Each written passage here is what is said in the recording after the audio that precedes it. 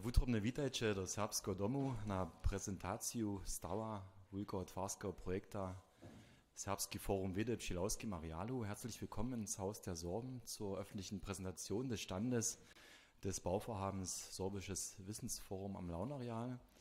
Ich möchte von vornherein darauf hinweisen, dass diese Sendung, wollte ich fast sagen, dass diese Veranstaltung live übertragen wird auf unserem YouTube-Kanal und dort auch vorgehalten wird. Wir haben auch eine Kamera, die Richtung Publikum zeigt. Das ist vor allem, wenn nach den Redebeiträgen Fragen entstehen, sodass wir auch den Fragenden zeigen können. Für die, die Fragen haben, gibt es da hinten noch so ein Pult mit einem entsprechenden Mikrofon. Wir sitzen hier zu sechst, entsprechend sind die Logos im Hintergrund zu sehen, nicht weil wir gerne uns in voller Breite präsentieren, sondern weil es tatsächlich ein Projekt ist mit sehr vielen Beteiligten. Die Stiftung ist zwar der Bauherr, aber der Freistaat hat mit dem Projektvorschlag den Aufschlag gemacht, kann ich sagen. Und es gibt betroffene Institutionen oder Bedarfsträger, wie man das so schön sagt, das Sorbische Institut und das Sorbische Museum und natürlich den Landkreis als Träger des Museums und die Stadt Bautzen. Soweit sollen die Grußworte meinerseits oder die Begrüßung sein und ich bin froh, dass Frau Staatsministerin Klepsch anwesend ist. Um das Protokoll einzuhalten, begrüße ich aber vor allen Dingen noch den Herrn Abgeordneten Alois Mikvoschk bei uns. Ich bin froh, dass Sie sich einrichten konnten. Wutrobne witajcie k nam. Dann übergebe ich gern an Sie das Wort. Ob hier oder dort ist Ihre Wahl.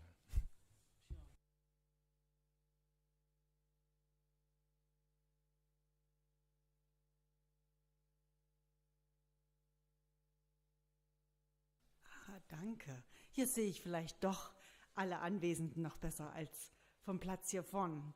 Herr Buda, lieber Oberbürgermeister, Herr Vogt, Beigeordnete, Herr Dr. Reinisch, Frau Bogoschowa, Herr Professor Bartels, meine sehr geehrten Damen und Herren, ich freue mich auch, dass unser Landtagsabgeordneter Herr Mikvosch mit da ist und auch der Stiftungsratsvorsitzende Herr Hecht sitzt mit hier. Entschuldigung. Herzlich willkommen. Ich freue mich, dass ich heute hier in Bautzen sein kann, bei einem Vorhaben, und das möchte ich an dieser Stelle sehr deutlich sagen, bei einem Vorhaben, was mir selber persönlich auch sehr, sehr mit am Herzen liegt. Wir wollen uns heute über den aktuellen Stand, was wurde erreicht, wo geht, ich sag mal, die Reise noch hin, was liegt vor uns, gemeinsam informieren. Und ich möchte Danke sagen, dass Sie mich dazu mit eingeladen haben, denn wir sind, ich glaube, so wie Herr Buda das bereits gesagt hat, hier ein ganzes Stück gemeinsam unterwegs. Der Freistaat Sachsen weiß, dass der Reichtum, unser kultureller Reichtum, ein ganzes Stück hiermit begründet liegt, dass die sorbische Sprache, die sorbische Kultur, die sorbische Identität für den Reichtum des Freistaats Sachsens ein ganz, ganz großer Bestandteil, einen ganz großen Anteil mitnimmt. Und ich bin dankbar, dass wir mit dem 4. Finanzierungsabkommen, das läuft ja schon eine ganze Weile, auch eine gute finanzielle Grundlage legen konnten, um die sorbische Sprache, die sorbische Identität, die sorbische Kultur auch finanziell gut mit zu unterstützen, die Stiftung damit finanziell gut mit auszustatten. Bund, Brandenburg und Freistaat Sachsen sind ja hier im Finanzierungsabkommen beteiligt. Und das 5. Finanzierungsabkommen ist gar nicht mehr so lang hin. Auch hier werden bereits die ersten Gespräche geführt, denn uns ist es wichtig, dass wir auch hier für das 5. Finanzierungsabkommen bereits einen guten Weg einschlagen. Ja, warum sind wir heute hier? Nicht wegen dem 4. und auch nicht wegen dem 5. Finanzierungsabkommen, sondern heute geht es um das Sorbische Wissensforum am Lauenareal. Ein Projekt, was der Freistaat Sachsen von Beginn an als ein wichtiges Projekt sich mit auf die Agenda gesetzt hat und wir die Stiftung ganz intensiv hiermit begleiten. Und ich bin davon überzeugt, dass dieses Projekt, und wir werden das, denke ich, dann auch noch ein Stück weiter bei den Rednern mithören, ein wichtiges Projekt sowohl für die Stadt, für die Region, für das sorbische Volk, aber für den gesamten Freistaat Sachsen ist. Es wird ein für mich großes Projekt, ich denke auch schon ein einzigartiges Projekt sein. Und warum liegt uns, und da möchte ich jetzt nicht nur das auf mich beziehen, sondern warum liegt das der Staatsregierung so am Herzen? Ich glaube, da gibt es zwei gute Gründe. Der eine Grund ist sicher, dass wir damit der Verantwortung, und die ist im Artikel 6 der Sächsischen Verfassung ganz klar definiert, unserer Verantwortung damit ein Stück gerecht werden.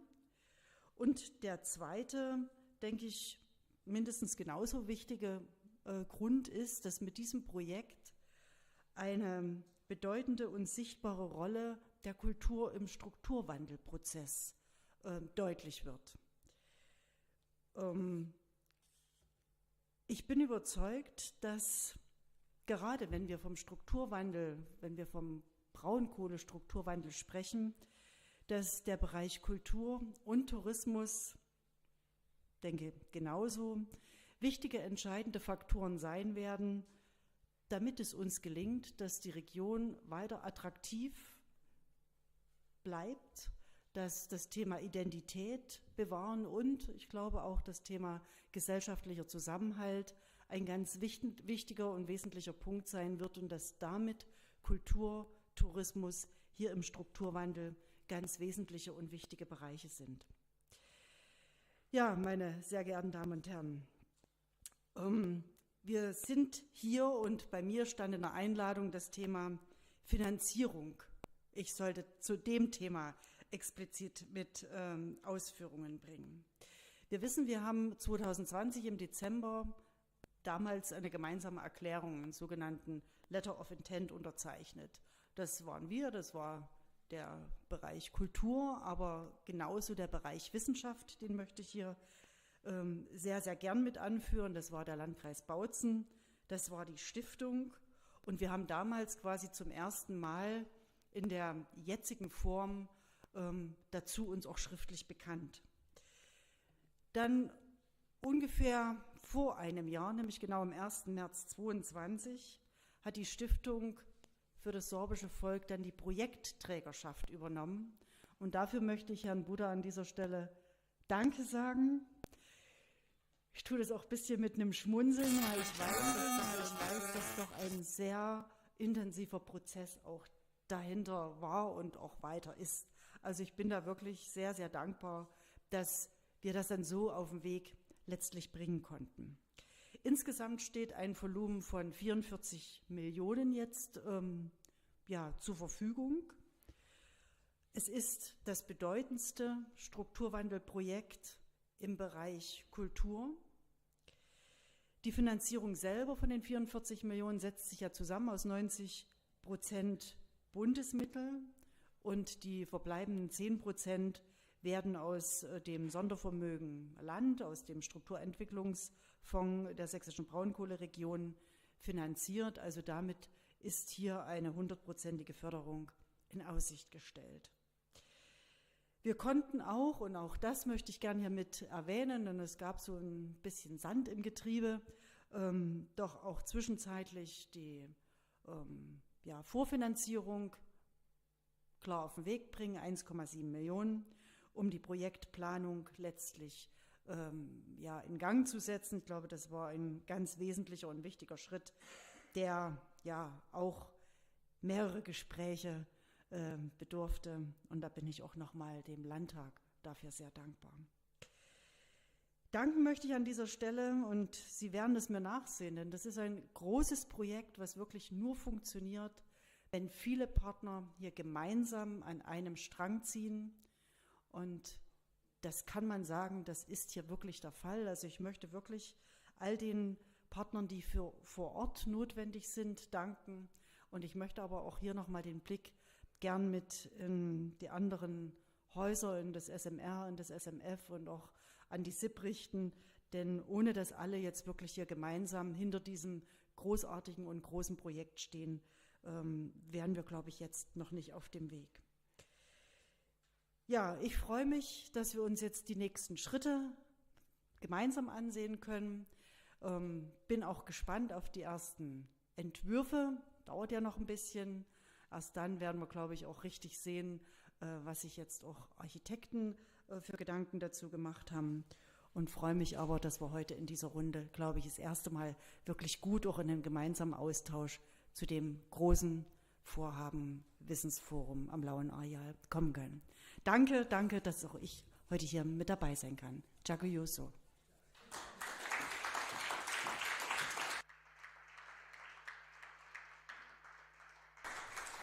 Herr Woutram-de-Jacques, vielen Dank. Ich möchte auf jeden Fall den Dank erwidern für das Sand aus dem.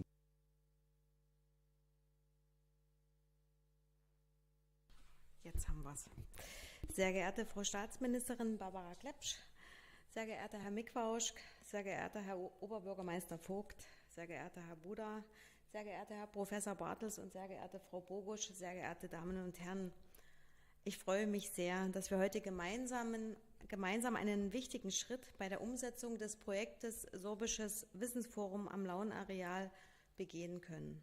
Für den Landkreis Bautzen als Träger des Sorbischen Museums ist das Vorhaben von zentraler Bedeutung im Strukturwandel, insbesondere im Hinblick auf die Berücksichtigung der besonderen Betroffenheit der Sorben im und durch den Strukturwandel hier in der Oberlausitz. Deshalb freuen wir uns sehr, dass der Freistaat Sachsen die Wichtigkeit des Vorhabens erkannt hat und es als Landesprojekt im Strukturwandel umsetzen wird. Vielen Dank dafür. Mit dem Umzug des Sorbischen Museums, das habe ich aus Versehen hier drauf gedrückt, Entschuldigung, mit dem Umzug des Sorbischen Museums an einen für die Geschichte der Sorben, wie ich finde, so bedeutenden Ort, nämlich dem Wendischen Haus, entsteht in Bautzen ein einmaliges Zentrum zur Bewahrung, Forschung und Präsentation der sorbischen Sprache, Geschichte und Kultur, welches überregional bekannt und wirksam sein wird. Gleichzeitig entsteht an dieser Stelle aber auch ein multifunktionales Zentrum mit hervorragenden Möglichkeiten der Begegnung, des Austauschs und der Wissensvermittlung mit entsprechendem Mehrwert für die Stadtgesellschaft und natürlich die Gäste der Stadt Bautzen. Nicht unerwähnt bleiben sollte mit der Schaffung des Sorbischen Wissensforums am Lauenareal die verbundene Verbesserung der städtebaulichen Situation. Durch Architektur und Funktion des Wissensforums wird die hochwertige Entwicklung der langjährigen innerstädtischen Brachfläche am Lauenareal in Bautzen sowohl die Sanierung der denkmalgeschützten alten Posthalterei endlich gewährleistet. Das Sorbische Museum widmet sich in seiner Dauerausstellung der Geschichte und der Kultur des sorbischen Volkes. Im Rahmen von Sonderausstellungen und zielgruppenorientierten Rahmenangeboten trägt es zur regionalgeschichtlichen und ästhetischen Bildung der Bevölkerung bei. Es ist eine als außerschulischer Standort fest etablierte wissenschaftliche Bildungseinrichtung in unserer Region. Schon heute ist das Sorbische Museum und vor allem das engagierte Team und mit Frau Direktorin Christina Bogusch ein exzellenter Botschafter für den Landkreis Bautzen. Davon zeugen zahlreiche internationale Kooperationen auf hohem fachlichen Niveau. Damit wurde der Landkreis Bautzen und seine besondere Geschichte und Gegenwart im Hinblick auf die Zweisprachigkeit und die Sorben den Bürgerinnen und Bürgern auch in anderen Ländern wie beispielsweise Dänemark, Kroatien, Slowenien und Polen nähergebracht. Es wurde und wird Interesse für den Landkreis und die Oberlausitz geweckt und in der Folge haben bestimmt auch Touristen Stadt, Landkreis und die Region besucht. Gleichwohl sehen wir es aber auch als unsere Aufgabe an, auch in der einheimischen Bevölkerung das Wissen um die Geschichte der Sorben zu vermitteln und aktuell zu halten. Ebenso ist es wichtig, den kulturellen Reichtum der Sorben mit Musik, Tanz, Literatur, Sprache und Brauchtum als unser gemeinsames regionales Erbe und unsere gemeinsame Verantwortung zu begreifen und die Bewahrung dieses kulturellen Reichtums weiter zu unterstützen. Für die weitere Verwirklichung dieses Anliegens bietet das Sorbische Wissensforum am Lauenareal sehr gute Bedingungen, indem es die Attraktivität, Sichtbarkeit und vor allem Zugänglichkeit sorbischer Einrichtungen verbessert, den Austausch ermöglicht und Wissen vermittelt. Wissenschaft und Forschung halten zudem wesentlich bessere Bedingungen. Der Landkreis Bautzen verspricht sich von der Projektumsetzung, dass die Wettbewerbsfähigkeit des Sorbischen Museums verbessert wird, dass Schülerinnen und Schüler aus dem Landkreis das Museum noch besser als heute als modernen, interessanten und interaktiven Lernort nutzen und entdecken können, aber auch Familien aus der Region und Touristen aus aller Welt sollen am Standort in lebendiger Art und Weise mit der faszinierenden Geschichte, Kultur und Gegenwart der Sorben vertraut gemacht werden und mit Freude und Begeisterung die Einmaligkeit unserer Heimat in die Welt tragen. Der Landkreis Bautzen bekennt sich ausdrücklich zur weiteren Unterstützung des Sorbischen Museums. Bereits im Oktober 2021 hat der Kreistag mit deutlicher Mehrheit beschlossen, dass der Landkreis sich nicht nur an der Projektumsetzung beteiligt, sondern auch den Betrieb des Wissenforums finanziell unterstützen wird. Insofern wünsche ich Ihnen und uns eine erfolgreiche Projektumsetzung, bei der alle noch auftauchenden Hürden überwunden werden. Ich freue mich sehr auf die weitere Zusammenarbeit und schon jetzt auf die Eröffnung des Sorbischen Wissensforums am Lauenareal. Haben Sie vielen Dank.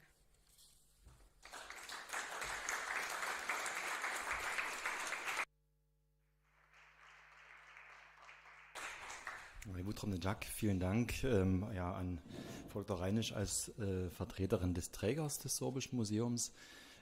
Ich hatte im Vorfeld, als ich die Themen ein bisschen verteilt habe, den beiden Einrichtungen profan Bedarfe hingeschrieben und freue mich nun auf den Vortrag von Herrn Professor Bartels, der die Bedarfe des Sorbischen Institutes darstellt, und danach Frau Boguschova, die die Bedarfe des Sorbischen Museums darstellt. Damit wir was sehen, würden wir uns so lange in die erste Reihe setzen.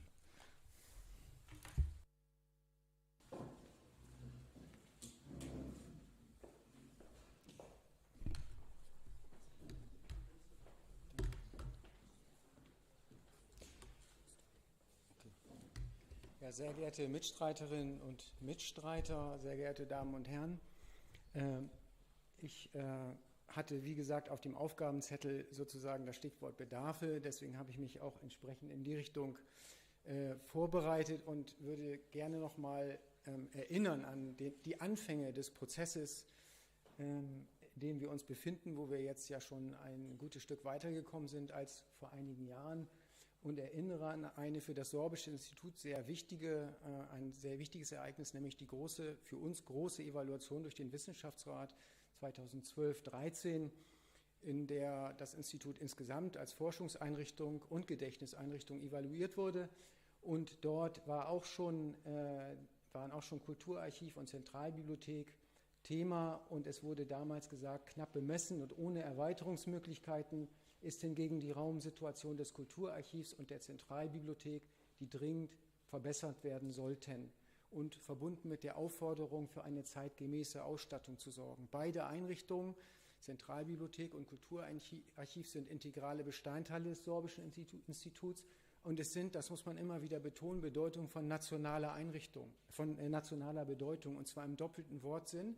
Einerseits national, wenn Sie so wollen, in Anführungszeichen, nämlich für die sorbische Gemeinschaft selbst, im Sinne ihres kulturellen Gedächtnisses und für sorabistische Forschung, aber von nationaler Bedeutung auch mit Blick auf die Bundesrepublik Deutschland, weil im Feld der nationalen Gedächtniseinrichtungen die beiden Einrichtungen, insbesondere das Sorbische Kulturarchiv, eben einen spezifischen Sammlungsauftrag haben, der einmalig ist in Deutschland und der unglaublich viele Unikate enthält und Dinge, Dokumente und Bücher, die nirgendwo sonst in Deutschland aufbewahrt werden. In der Machbarkeitsstudie 2016, damals noch in Bezug auf den jetzigen Standort Bahnhofstraße, hieß es dann mit Blick auf Archiv vor allem und Bibliothek, der Keller verfügt über keine funktionierende Abdichtung gegen das umgebende Erdreich, was zu Feuchteschäden in fast allen Räumen führt. Teilweise später eingebrachte massive Fußböden führen zu verstärktem Aufstieg von Feuchtigkeit in den Wänden. Für die sich zurzeit im Keller befindlichen Lager- und Magazinräume ist dies trotz aufgestellter Klimageräte ein nicht haltbarer Zustand. da kommen wir her und wir sind jetzt einen ganz weiten Weg gegangen in Richtung der Neulösung. Und das bedeutet mit Blick auf die Bedarfe tatsächlich zunächst einmal auch die Beseitigung ganz konkreter, massiver Probleme. Da geht es auch um Brandschutz, um Sicherheit und so weiter, die der Bedeutung von Zentralbibliothek und Kulturarchiv einfach nicht gerecht werden. Der zweite Punkt Bedarfe, sehr wichtig, ist Raumnot. In der Machbarkeitsstudie hieß es schon damals, obwohl wir am Anfang eines Prozesses waren, es wird sehr deutlich, dass das Objekt den aktuellen und weiter zu erwartenden Anforderungen an ein zeitgemäßes und öffentlichkeitswirksames Institut mit Forschungsauftrag, dem gleichzeitig das Kulturarchiv und die Zentralbibliothek als integrale Arbeitsfelder angegliedert sind, aus funktioneller und bautechnischer Sicht nicht mehr gewachsen sein wird. Und diese Aussage 2016 war am Anfang eines Prozesses der letzten Jahre, das sehen Sie in der Grafik, wo das Sorbische Institut auch aufgefordert durch den Wissenschaftsrat und unsere Wissenschaftsgremien eben einen enormen Aufwuchs von Drittmitteln organisiert hat. Allein dadurch haben wir in der Zeit 20 bis 25 neue Vollzeitstellen am Sorbischen Institut geschaffen. Das heißt, das sind keine Stellen, die durch die institutionelle Förderung finanziert werden, sondern durch Drittmittel sehr verschiedener Quellen. Und 20 bis 25 Vollzeitstellen bedeutet, dass 30 bis 40 Personen, weil das ja häufig in Teilzeit besetzt wird. Man kann sich vorstellen, dass dadurch ganz praktisch Raumnot entsteht. Diese Raumnot ist in Zeiten der Pandemie etwas relativiert worden, weil viele im Homeoffice waren. Eigentlich würden wir aber gern unsere Wissenschaftlerinnen und Wissenschaftler jetzt auffordern, wieder mehr am Institut in Präsenz zu arbeiten. Und eigentlich sind wir froh, dass sich alle ein bisschen an Homeoffice gewöhnt haben und warten auf den Neubau, dass wir wieder mehr auch zusammenkommen, weil das natürlich Auswirkungen hat auf das, sage ich mal, wissenschaftliche Leben am Institut, wenn man wenigstens einige Tage in der Woche in Präsenz sich sieht. Dabei will ich hinweisen darauf, dass diese zusätzlichen Stellen durch Drittmittel nicht eben nur geschaffen wurden für Forschungsprojekte, sondern auch für die Übernahme von Gemeinschaftsaufgaben für die sorbische Gemeinschaft. Zwei wichtige Beispiele sind das Register Sorbisches Kulturerbe, wo wir gerade eine erste Konzeption und auch so eine Art Betriebskonzept vorgelegt haben und dann eben auch das Digitalisierungszentrum. Der große Auftrag, der sich über 1-2 Jahrzehnte mindestens hinziehen wird, der Digitalisierung und Bereitstellung des sorbischen Kulturerbes in digitaler Form, wird wesentlich mitgeprägt durch das Sorbische Institut und wir bieten dort eben Einrichtungen an, die auch Dienstleistungsfunktionen für andere sorbische Einrichtungen wie jetzt das Museum oder das Ensemble oder andere Institutionen mitdenken. Und der dritte Punkt auf dem Feld Bedarfe ist Zugänglichkeit im allerweitesten Sinne. Und damit meine ich also bauliche Barrierefreiheit. Wir haben ja 2018 auch mit Hilfe des Freistaates ein Inklusionskonzept erstellt und das umgesetzt, was kurzfristig möglich war. Vieles war aber eben am alten Gebäude nicht möglich und wir haben immer verwiesen auf die Neuregelung Lauenareal. Und das heißt einfach bauliche Barrierefreiheit, aber auch mentale Barrierefreiheit.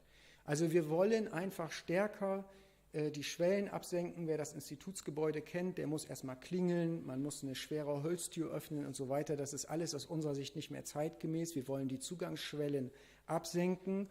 Wir wollen für Offenheit sorgen, für stärkere Wahrnehmbarkeit, für Attraktivität und damit natürlich dann auch die Wirksamkeit steigern bezüglich Wissenstransfer und Kulturvermittlung.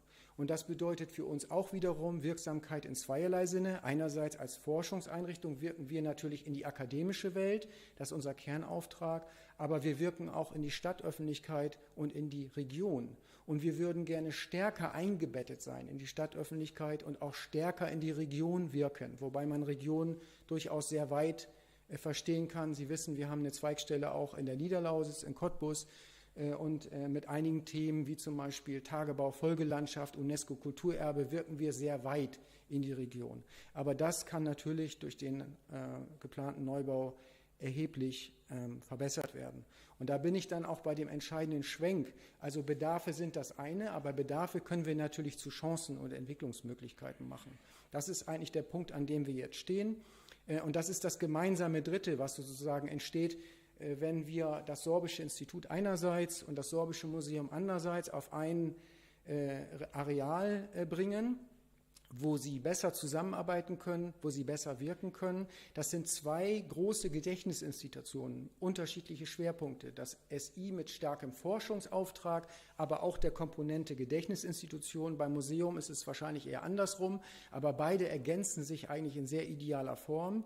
Und wir sollten das Entwicklungspotenzial, was sich dann auf dem Lauen-Areal bietet, eben auch nutzen. Das heißt, dass wir, wenn wir jetzt in 2 Bauabschnitten vorgehen müssen, dass wir auch den zweiten Bauabschnitt unbedingt gemeinsam entwickeln sollten, und zwar baulich wie auch inhaltlich. Wir sollten dafür sorgen, dass eine Willkommenskultur sich im Bau umsetzt, dass wir Schaufenster einplanen, um eben in die Stadt wirken zu können, aber eben auch die sorbische Kultur in ganzer Breite gut präsentieren zu können. Wir sollten dafür sorgen, dass wir kulturelle Bildung und Innovation fördern, dass wir Tradition und Moderne miteinander verbinden und so weiter. Also das meine ich, wenn ich sage, Bedarfe, okay, da kommen wir her, die sind wichtig, man muss die Defizite abstellen, aber wir sollten eben auch die Bedarfe in Chancen und Entwicklungsmöglichkeiten umwandeln und diese dann gemeinsam entwickeln. Wir sind enorm vorangekommen in den letzten Jahren, sowohl also mit Blick auf beide Aspekte eigentlich, die Behebung von Defiziten und die Ermöglichung von neuen Entwicklungen. Und ich möchte unserer Freude Ausdruck verleihen, dass wir an diesem Punkt sind, dass jetzt das Bauvorhaben konkrete Formen annimmt, auch mit dem Architektenwettbewerb, und möchte mich bei allen Beteiligten ganz herzlich bedanken für den bisherigen Einsatz. Die Staatsministerin hat es ja betont, das ist ein Vorhaben, was nur umgesetzt werden kann, wenn wirklich alle an einem Strang ziehen. Für alle Beteiligten war das mit sehr viel Arbeit verbunden, auch für das Ministerium, auch für die Stiftung für das sorbische Volk. Aber mein Dank geht an alle, Stadt und Landkreis, und ich hoffe, dass es uns gelingt, allen gemeinsam das Bauvorhaben zu einem auch gemeinsamen Erfolg zu machen, der in die Stadt ausstrahlt und dann auch in den Kreis und in die Region. Vielen Dank.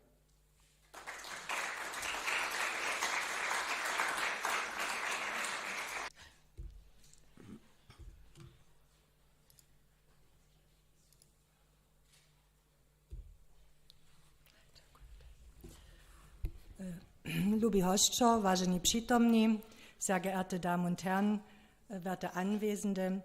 Ich möchte nun nach dem Vortrag von Professor Dr. Bartels auch das Sorbische Museum vorstellen und die Bedarfe, so wie Herr Dr. Bartels schon sagte, auch des Sorbischen Museums mal in den Fokus zu rücken.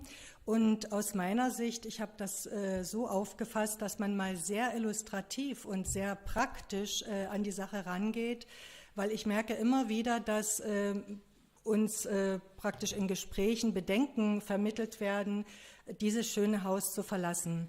Aber die Wahrheit hinter den Kulissen ist oft eine andere, und die wir täglich damit arbeiten, das ist uns schon sehr bewusst, dass dort in die Zukunft etwas passieren muss.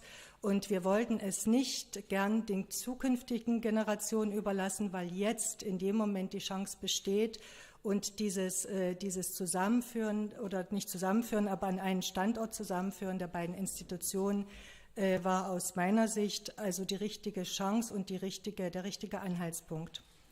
Das Sorbische Museum, Sie sehen es hier auf der Leinwand, ein attraktiver Bau, und wir sehen dagegenüber noch diese Brache in der Stadtlandschaft, wo wir uns in Zukunft auch gemeinsam mit dem Sorbischen Institut sehen würden.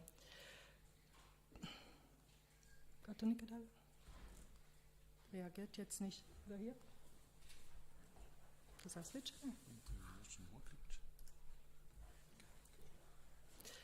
Ja, zuerst ist natürlich immer wichtig, die Ziele zu formulieren. Wo wollen wir hin und was erwarten wir mit dem neuen Standort am Lauengraben? Wir möchten ein Schaufenster der sorbischen Geschichte und Kultur im Dienste der Gesellschaft sein. Das heißt, das Museum in diesem Falle zu einem kulturell und touristischen Ankerpunkt mit hoher Qualität und Strahlkraft entwickeln. Also auch dieser touristische Faktor ist für uns sehr wichtig, was ja auch die Region nachhaltig beeinflussen kann. Wir möchten auch mit dieser Umsetzung des Hauses mehr Sichtbarkeit erlangen und auch ein Wissensforum schaffen, was sozusagen von nationaler Bedeutung ist und aus meiner Sicht im sächsisch-brandenburgischen Gebiet einmalig ist, und das ist auch in Verbindung zu bringen mit der Steigerung der Wahrnehmung. Was wir auf jeden Fall möchten und machen müssen, ist die Kreierung, Entwicklung einer neuen Dauerausstellung. Unsere Dauerausstellung ist aus dem Jahr 2002, dazwischen liegen über 20 Jahre. Und im musealen Bereich ist es so, dass man nach eigentlich 15 Jahren eine Dauerausstellung austauschen müsste. Also vor uns steht so oder so eine große Aufgabe einer Entwicklung einer neuen Dauerausstellung mit zeitgemäßen Formen. Und was auch noch wichtig ist, dass diese neuen Anforderungen, also inklusives Museum und so weiter, dass das natürlich alles mit reinspielt. Und durch die Optimierung des Standortes erwarten und erhoffen wir uns natürlich eine bessere Erreichbarkeit, eine bessere Wahrnehmung im Stadtraum und ja, diesen Gedanken würde ich auch gern zulassen, sozusagen, Entschuldigung, den Gedanken würde ich gern zulassen, dass wir auch wieder diesen Kreis innerhalb der Geschichte des Sorbischen Museums in gewissem Sinne wieder aufnehmen. Ja, so? Nee. Katrin på mig. Jeg tror det er mindre.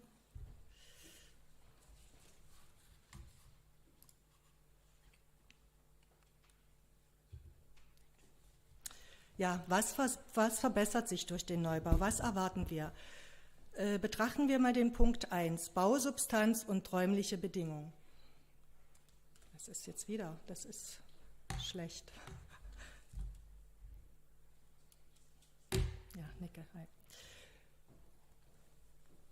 Sie sehen mal historische Aufnahmen. Was ist unser Bedarf? Unser Bedarf ist ein nachhaltiger, moderner und architektonisch überzeugender Gebäudekomplex. Sie sehen auf den historischen Fotos, wie die Chronologie unseres Baus auch war. Also wir haben umfangreiche Bausanierung hinter uns gebracht in den Jahren 1988 und 89 sowie wiederholt 2000 und 2002, die sehr viel Geld verschlungen haben, die sehr viel Aufwand mit sich gebracht haben. Und jetzt, heute im Jahr 2023, sieht man wieder, dass so ein historisches, denkmalgeschütztes Haus natürlich seine Tücken aufweist und wir beobachten Risse, die Westwand, dort sind Bausenkungen oder Gebäudesenkungen festgestellt worden und ähnliche Dinge, die natürlich, wenn man es perspektivisch denkt, wieder eine große Grundsanierung sozusagen in den Raum stellen würden. Was auch wichtig ist, und das ist für unsere tägliche Arbeit enorm wichtig, ist die Erweiterung der Ausstellungsflächen. Sie sehen, wir haben aktuell 1050 Quadratmeter Gesamtausstellungsfläche, diese soll erweitert werden. Und auch die Sonderausstellungsflächen sollen von 220 Quadratmeter, was wirklich wenig ist, auf 750 Quadratmeter erweitert werden. Was ist ein weiterer Bedarf? Zeitgemäße Raum- und Lichtkonzeption. Ich habe es schon mehrfach erwähnt, wir haben einen denkmalgeschützten Bau vor uns und Sie sehen in den rot eingekreisten Zirkeln, also Kreisen, sehen Sie die wirklich schwer zu handelnden konservatorischen und klimatischen Bedingungen. Und wir möchten zur Einhaltung von konservatorischen und klimatischen Standards müssen die Dinge grundlegend geändert werden. Das hängt ja auch damit zusammen, dass wir als potenzieller Leihnehmer kaum noch hochwertige Leihgaben von anderen Häusern bekommen können, weil wir sehr schwer haben, sozusagen diese Bedingungen einzuhalten.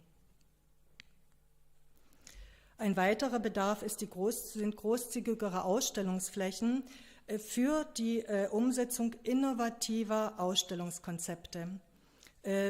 Alles braucht seinen Raum, also auch großzügig und großflächig zu arbeiten, ist heute praktisch in vielen Ausstellungen gang und gäbe.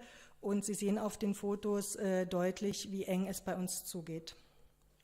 Das Gleiche gilt, großzügige Ausstellungsflächen hat auch damit zu tun, dass sich Dinge entwickeln, die Modernität zieht ein und wir wollen natürlich auch mit zusätzlichen medialen Konzepten überzeugen unsere Besucher und dazu brauchen wir natürlich auch mehr Platz und auch die entsprechenden technischen Voraussetzungen.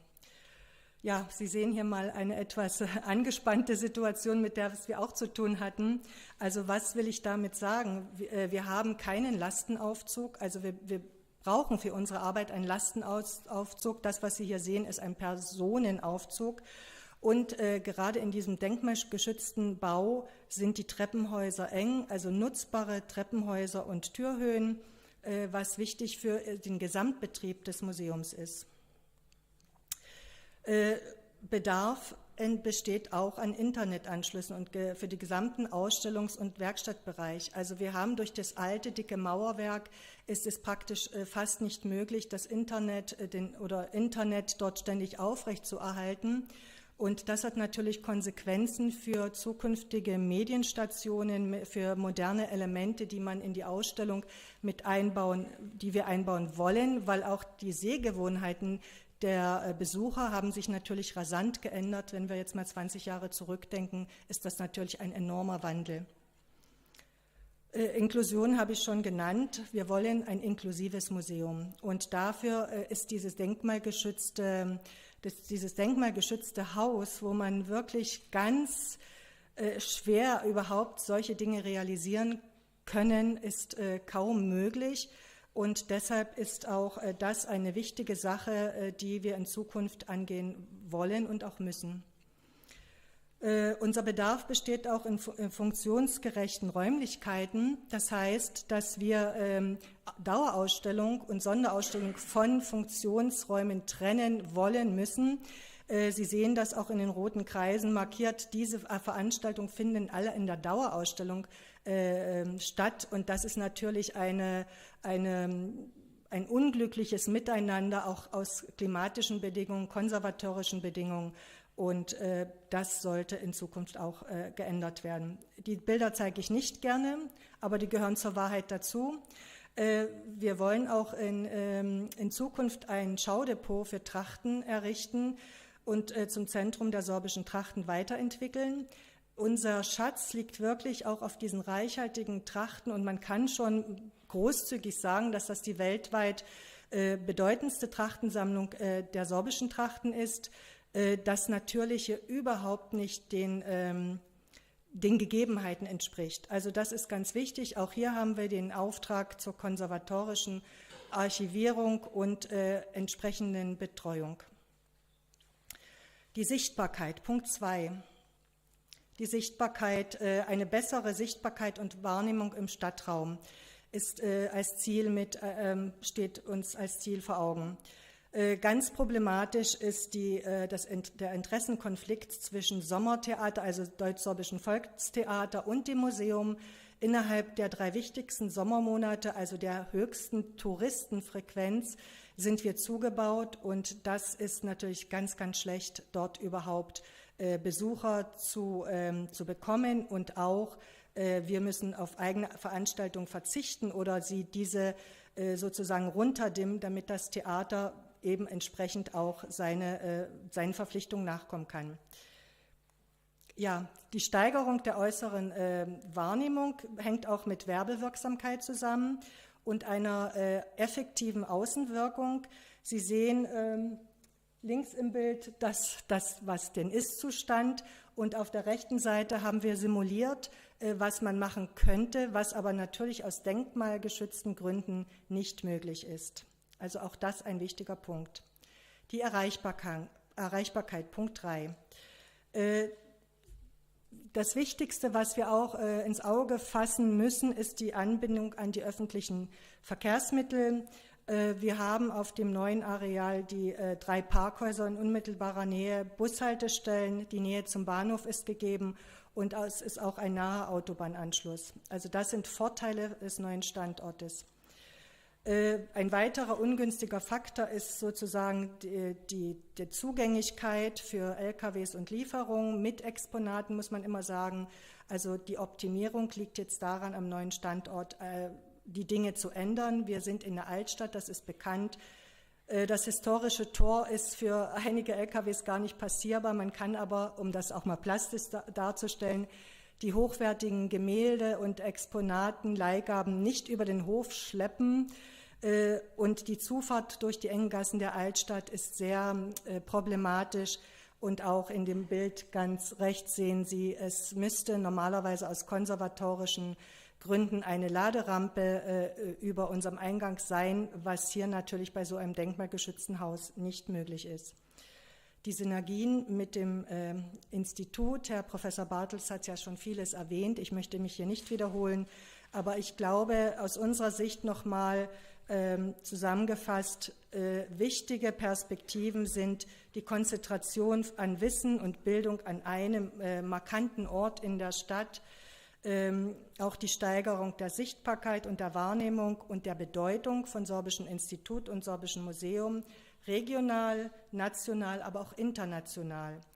Die Verbesserung des Zugangs zu den Wissensbeständen durch die Bündelung, auch für breite Bevölkerungskreise und die sogenannte Schwellenangst, die ja auch besteht, auch zu nehmen durch diesen Wissenscampus. Andererseits ist auch noch wichtig die Bündelung und Vernetzung von Fachkompetenzen auf einem zentralen Raum, an einem Ort und die gemeinsamen Eruierung auch von Zielgruppen und die Bindung von Zielgruppen und das Entwickeln von ganz verschiedenen Angeboten, die kompakt genutzt werden können. Und was Herr Professor Bartels auch schon ansprach, also auch das Sammlungsmanagement, digitales Sammlungsmanagement voranzutreiben, auszutauschen, Dienstleistung wahrzunehmen und so weiter. Das ist jetzt in allerkürzester Form einmal zusammengefasst, was unsere Beweggründe sind. Und ich bin gespannt auf die Diskussion und bedanke mich ganz herzlich, dass ich heute hier sprechen durfte und das auch mal plastisch darstellen könnte. Vielen Dank.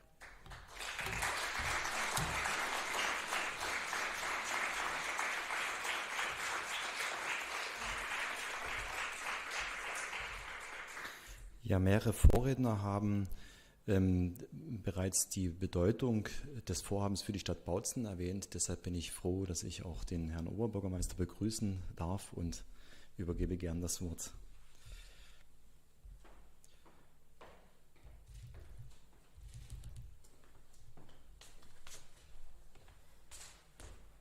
Sehr geehrte Damen und Herren, sehr geehrte Ministerin, Herr Buda, sehr geehrte Frau Dr. Reinisch, werte Gäste. Manchmal passieren im Leben Fehler.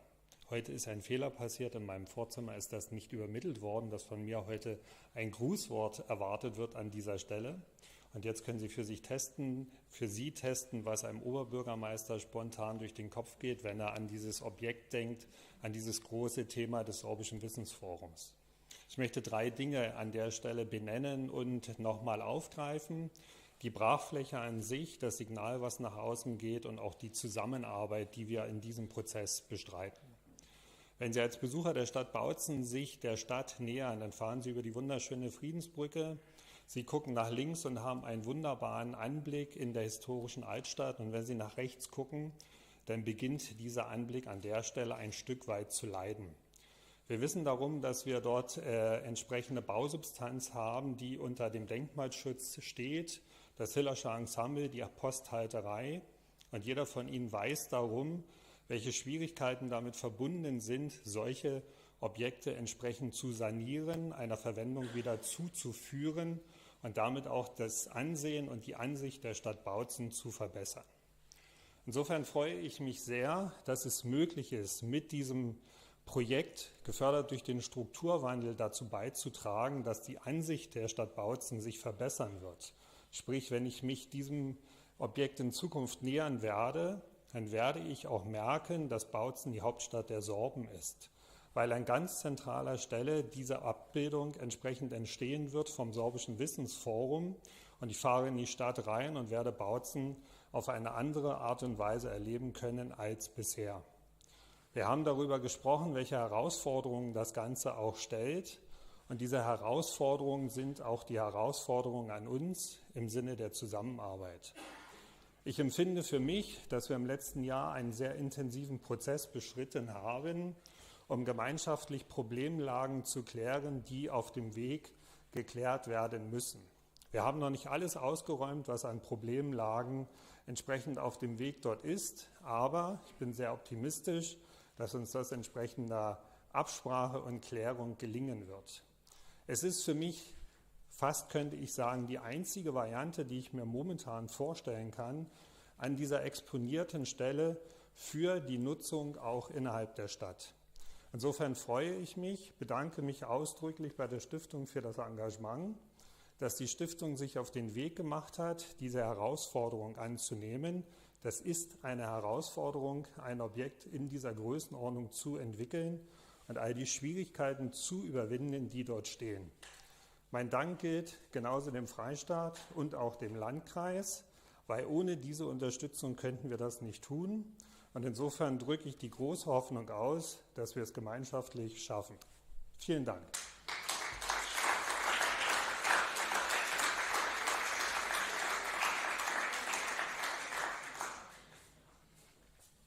Herr Wutrum-Jacques, vielen Dank. Ich nähere mich jetzt einem bisschen konkreteren Thema, nämlich tatsächlich mit dem diese Veranstaltung übertitelt war. Was ist denn nun eigentlich der konkrete Stand? Wir hatten schon über Bedarfe geredet. Was heißt das jetzt ganz konkret? Wir haben einen längeren Prozess, das war schon mehrmals angesprochen heute, durchschritten, um diese Bedarfe zu klären. Anfangs gab es tatsächlich eine separate Bedarfsmeldung jeder Institution und wir haben dann in mehreren Workshops gemeinsam geschaut, was für Bedarfe decken sich vielleicht, wo man sagt, ja, beide haben den Bedarf, aber eigentlich ist das ein und derselbe Raum, sodass wir hier auch sehr viel über dieses gemeinsame Dritte, was hier schon genannt wurde, schon gesprochen haben. Wir haben in dieser Bedarfsermittlung auch gemerkt, es gibt definitiv öffentliche Bereiche und nicht öffentliche Bereiche. Und das hilft uns in der späteren Planung dann auf jeden Fall sehr weiter. Als Ergebnis steht für das Sorbische Institut eine Nutzfläche von 1625 Quadratmetern. So steht es jetzt in Vorbereitung des Architektenwettbewerbs als Anforderung, um zwei Beispiele zu nennen, wie diese Fläche zustande kommt. Ich will jetzt nicht Büroräume aufzählen, das ist selbstverständlich, aber 180 Quadratmeter sind zum Beispiel für die Präsenzbibliothek mit Lesesaal reserviert und vorgesehen, 450 Quadratmeter für das Magazin, was dann nicht nur 5 Jahre reicht, sondern ein bisschen länger. Für das Sorbische Museum haben wir eine Nutzfläche von fast 3200 Quadratmetern. Wir hatten die Zahl heute schon gesehen, deutlich mehr Ausstellungsfläche mit 1750 Quadratmetern und das hatten wir jetzt ohne Quadratmeterzahl schon plastisch dargestellt gesehen. 550 Quadratmeter sind für das Textil- und Trachtendepot vorgesehen. Wir haben aufgrund dieser Flächenbedarfe dann relativ schnell erkannt, dass die hier rot gekennzeichnete Fläche, die ursprünglich angedacht war für das, damals hieß das noch Begegnungszentrum 2018, dass die für diese Quadratmeter gar nicht reicht. Wir haben uns, also die Karte ist ausgenordet, die obere Straße ist der Laungraben, also dort, wo das Kornmarkt-Center ist zur Orientierung.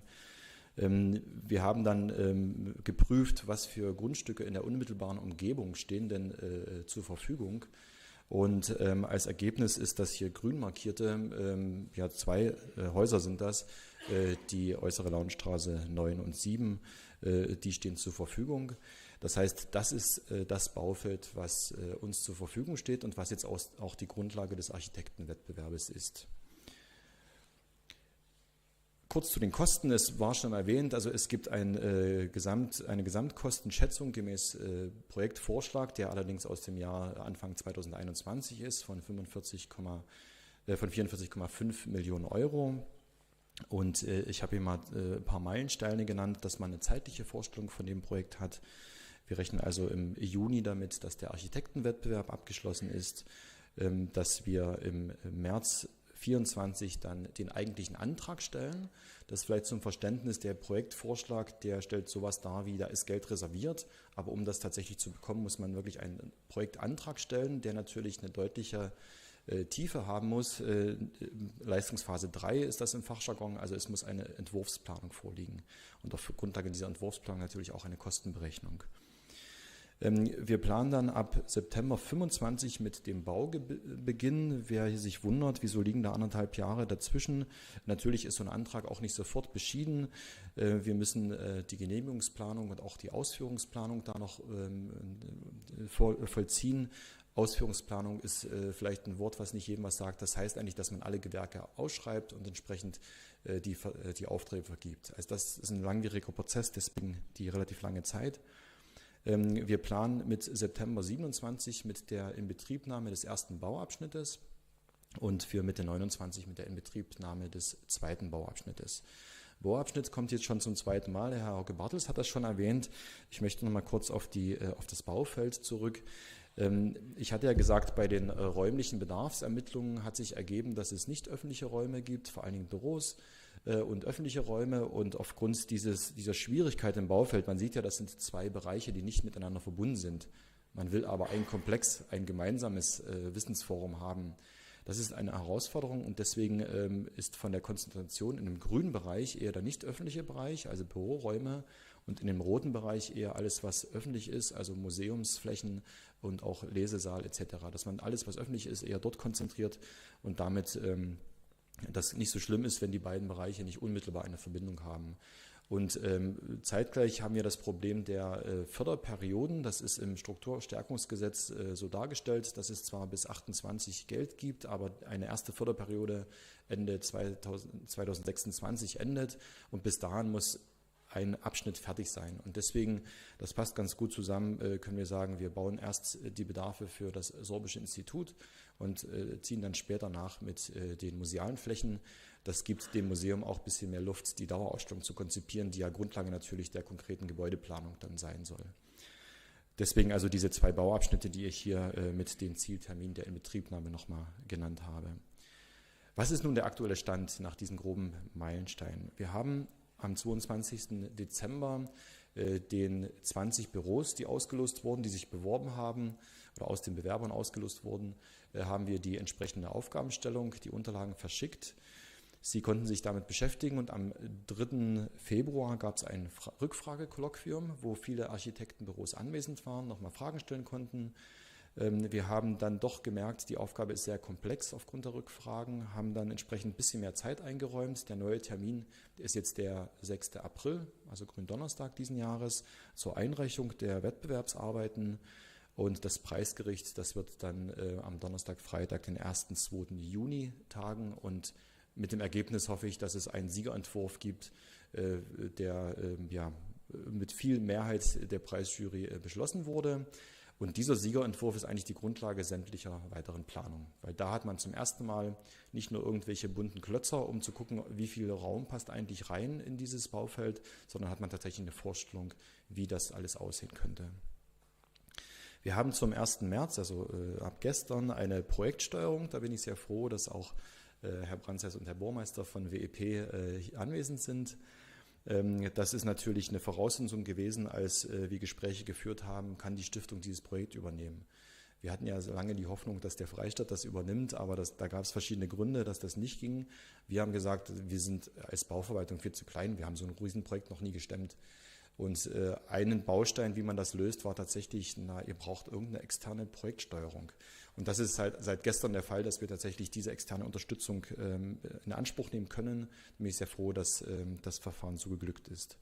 Und wir haben zur fachlichen Beratung und Begleitung des ganzen Projektes einen Baubeirat etabliert. Die Konstituierung fand schon statt. Die nächste Sitzung ist am Montag, dem 6.3. Also auch hier sind wir kontinuierlich weiter im Gespräch, um dieses Vorhaben voranzutreiben. Ja, soviel zum aktuellen Stand.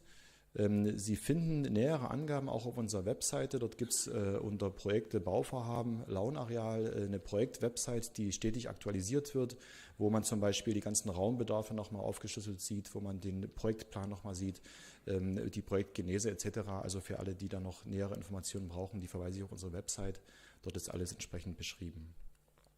Boutron de Jacques an dieser Stelle, herzlichen Dank. Ich würde alle Beteiligten wieder bitten, das Podium zu besetzen. Und wenn es Rückfragen aus dem Publikum gibt, ist das damit die Fragerunde dann gerne eröffnet an dem Mikro, an dem Podest.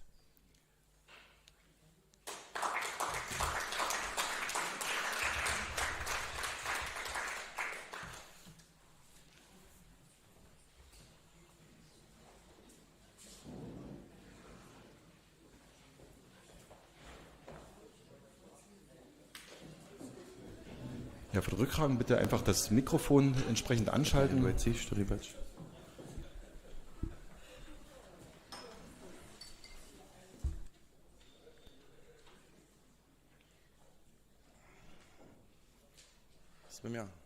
Also sehr geehrte Frau Staatsministerin Lubi Hostscher, sehr geehrte Damen und Herren, mein Name ist Clemens Skoda, ich bin Referent für Kultur und Ausland bei der Domowina.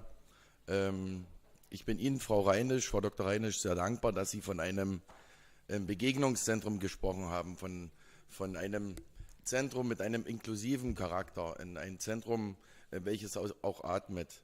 Wir haben dazu den Herrn Buda im Februar 2022 eingeladen im Kulturausschuss der Domowina und haben über die zivilgesellschaftliche Perspektive auf dieses Haus gesprochen und haben dazu auch ein Papier erarbeitet, welches im Mai dem Stiftungsrat auch eingegangen ist. Ich wollte gerne wissen, in welcher Form dieses Papier den Architekten auch bekannt ist, da dort die zivilgesellschaftliche Sicht auf das neue Wissensforum vermittelt wird.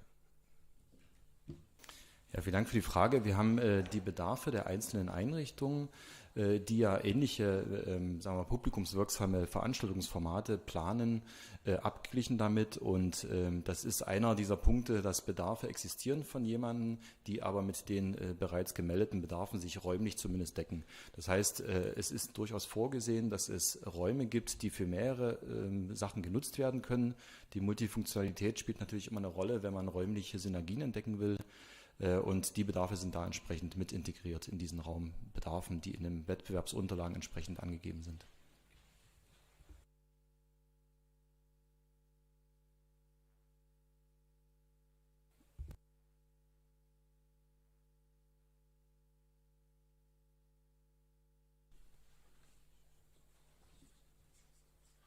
Ganz so offiziell wollte ich es eigentlich gar nicht machen. Ich wollte erstmal Herrn Oberbürgermeister Vogt ein Kompliment machen, ohne Vorbereitung. 3 wesentliche Punkte. Ein wesentlicher Punkt war die Sichtbarkeit verbessern der Stadt. Ich komme jeden Tag von Stiebitz nach Bautzen rein, kenne also das Problem über die Friedensbrücke und dann erstmal links die schöne Silhouette und dann dieser Bauplatz. Wenn ich mir jetzt vorstelle und auch gesehen habe, wie das Baufeld, das künftige Gebäude stehen wird, dann wird es diese Fassade mit Sorbischner Klar, wenn Sie sich mal umdrehen, verdecken. Aber übrig bleiben wird Telepizza und Immobilien Kieslich. Die werden dann nach wie vor zu sehen sein und dass Schuhmoden da unten drin sind. Was ist dafür geplant? Denn das wird ja offensichtlich dann nicht durch das, ich hoffe mal, wunderschöne Gebäude, das sich dann dahinter anschließt, abgedeckt sein. Also die Ansicht, die sich uns bieten wird in Teilen verbessert sein. Aber wenn ich das mal so ganz einfach sagen kann, es wird nach wie vor eine Eckkatastrophe bleiben. Ja, vielen Dank für die Frage. Ja, jetzt ist die Kamera umgedreht. Wir haben ja, als wir gemerkt haben, wie hoch der Raumbedarf ist, tatsächlich geprüft, welche umliegenden Flurstücke zur Verfügung stehen, auch in der Zeit zur Verfügung steht, wo das Geld zur Verfügung steht. Und da hat sich, obwohl es unser aller Traum wahrscheinlich wäre, an dem Standort, wo das wendische Haus einst stand, da anzuknüpfen, hat sich leider nach vielen Prüfungen möglicher Optionen ergeben, dass uns dieses Grundstück definitiv erst Anfang 25 nicht zur Verfügung steht. Ab 25 kann man überhaupt sagen, was damit wird, ohne jetzt zu wissen, ob das uns zugänglich wäre. Das heißt, hier ist schlichtweg eine Situation, die wir nicht ändern können aufgrund der Eigentumsverhältnisse, die auf diesem Grundstück lasten. Und was dann tatsächlich damit passiert, das liegt nicht mehr in unserer Hand. Aber vielleicht kann Herr Vogt da was ergänzen. Ja, also genauso wie Herr Buda es gesagt hat, in Ergänzung der entsprechenden Antwort. Interessanterweise haben wir heute über die Kreuzungssituation von der Vogelkreuzung innerhalb der Stadtverwaltung gesprochen. Herr Buda hatte schon erwähnt, das Eckgrundstück befindet sich in privatem Besitz, wird vor 25, kann es nicht veräußert werden. Ob der Besitzer dann bereit ist, es zu veräußern, kann man momentan noch nicht sagen. Es gibt Pläne innerhalb der Stadt, auch die Vogelkreuzung nochmal anders zu planen, also auch verkehrlich anders zu planen, kann ich Ihnen so sagen. Die Gedanken gehen beispielsweise in Richtung eines Kreisverkehrs, was zu prüfen wäre, auch von der räumlichen Situation. Auch das könnte dazu führen, dass die Eingangssituation in die Stadt sich maßgeblich ändert. Und dann schließt es genau dort an, wo Herr Buda gerade gedanklich geendet hat. All das ist damit verbunden, dass Grundstücke erworben werden, die momentan in privatem Besitz sind. Und das muss man für sich erstmal klären, ob das möglich ist. Die Gedanken diesbezüglich existieren, weil das, was ich vorhin gesagt habe in meiner kurzen Ansprache, ist genauso auch gemeint. Das ist das Eingangstor der Stadt.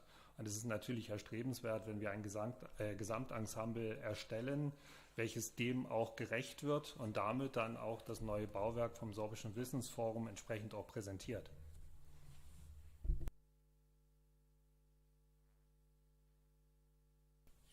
Gibt es weitere Fragen? Ja, ansonsten bleibt es mir, sich bei allen Anwesenden zu bedanken, vor allen Dingen natürlich bei den Anwesenden auf dem Podium. Und ja, ich wünsche Ihnen allen einen guten Nachhauseweg.